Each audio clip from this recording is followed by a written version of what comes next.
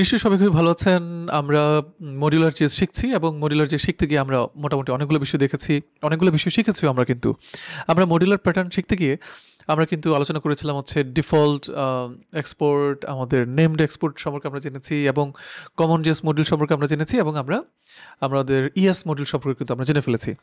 তো মোটামুটিভাবে modular GS এর এই যে এতগুলো সেশন আমরা নিয়েছি, আমার মনে হয় যে আপনারা যারা সবগুলো সেশন দেখেছেন, আপনারা সবাই অবশ্যই মডিউলার জিএস এর ভালো লাগার সাথে কিন্তু আপনারা মিশে যেতে পেরেছেন আর কি। তো এই ভিডিওতে বা আমাদের এই সেশনে আমরা যেটা করব সেটা হচ্ছে যে আমরা আমাদের কিছু একটা সোর্স ফোল্ডার ছিল। সেই সোর্স ফোল্ডার কিন্তু আমাদের data.js নামে একটা ফাইল ছিল, যেখানে আমাদের অ্যারে অফ অবজেক্ট আকারে সুন্দর একটা ডেটা আমরা ডিজাইন করে রেখেছিলাম।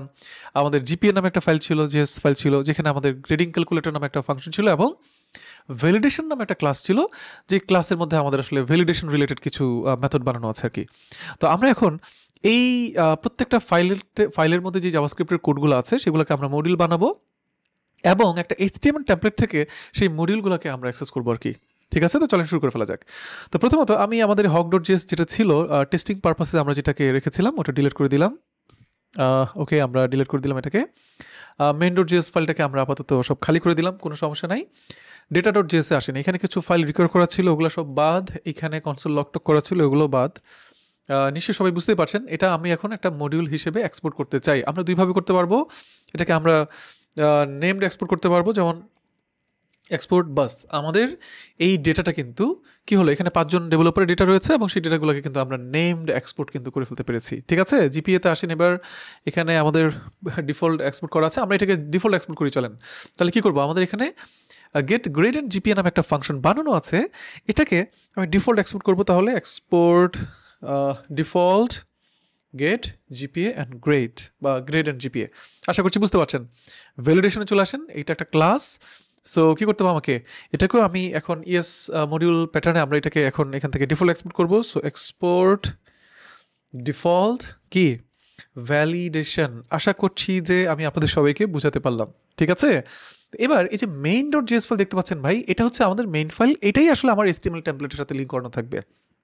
তো আমার এখানে HTML টেমপ্লেট নাই।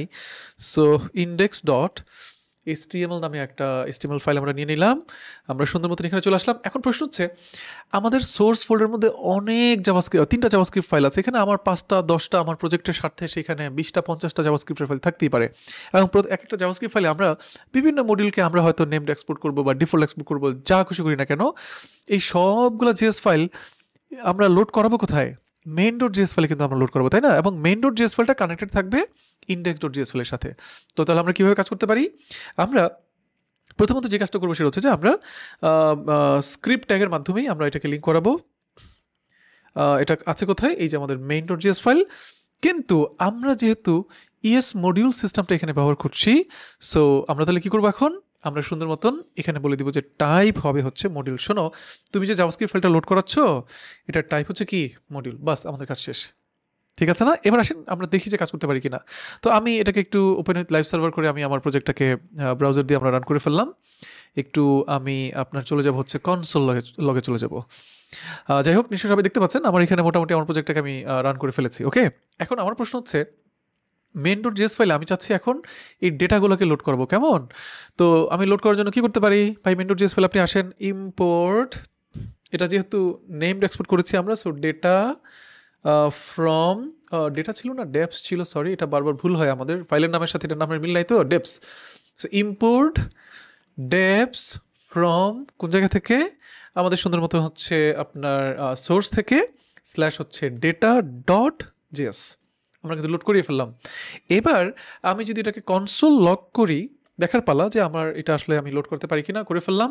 ভাই দেখেন আমরা কি করলাম, মডিউলার জেএস ওয়েতে কত সুন্দর করে আমি ডেভেলপার ডেটাগুলোকে কিন্তু এখানে লোড করে ফেলেছি। কত মজা না? মানে একটা খুব একটা মানে মজার জিনিস চিন্তা করে দেখেন, মানে আমরা কত সহজে কি করলাম, মডিউলার ওয়েতে আমরা কিন্তু কাজ করে ফেলতে পারলাম। দেখেন, ঠিক আছে না? এখন আমি ডেটাগুলোকে আমি যেহেতু এখানে লোড করাতে পেরেছি, ভাই এখন আপনি ডমের মধ্যে লোড করিয়ে এখানে শো করান না, কোনো সমস্যা নেই তো।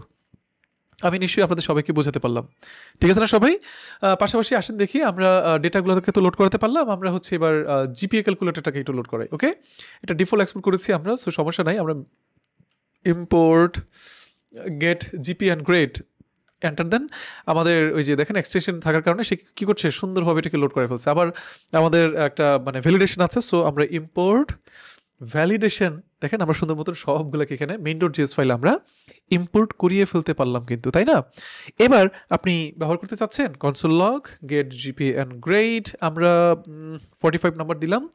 দেখেন আমার কি হচ্ছে, আমরা কিন্তু আমাদের টেমপ্লেট থেকে কিন্তু এই যে দেখেন জিপিএ 2 এবং গ্রেড কত কত সুন্দরভাবে আমরা কাজ করতে পারছি। আমার ধারণা যে আপনারা সবাই এখন থেকে মানে যারা কাজ করবেন মডিউলার যে প্যাটার্ন, এই প্যাটার্নটাই আসলে আপনারা ব্যবহার করতে চাইবেন, কারণ কোনো হ্যাসেল নাই, প্লাস অর্গানাইজড একটা ওয়ে কিন্তু এটা, তাই না? সো এই ওয়েতে কিন্তু আমরা কাজ করতে পারছি আর কি।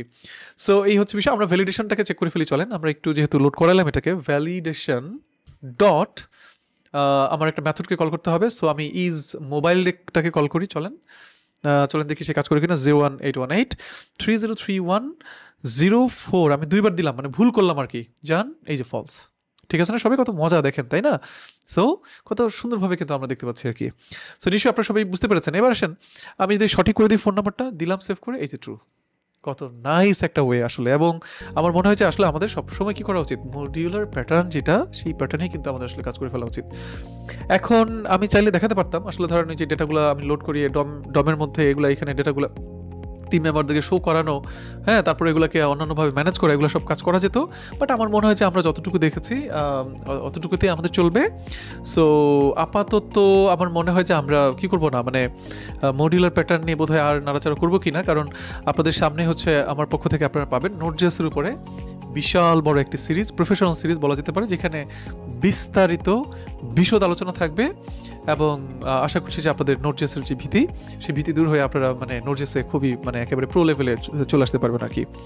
তো এই হচ্ছে বিষয়। আমার মনে হয় যে আমরা মোটামুটিভাবে কাজ করে ফেলতে পারলাম আর কি, এবং আপনারা মানে কনসেপচুয়াল ব্যাপারগুলো কিন্তু বুঝে ফেলেছেন।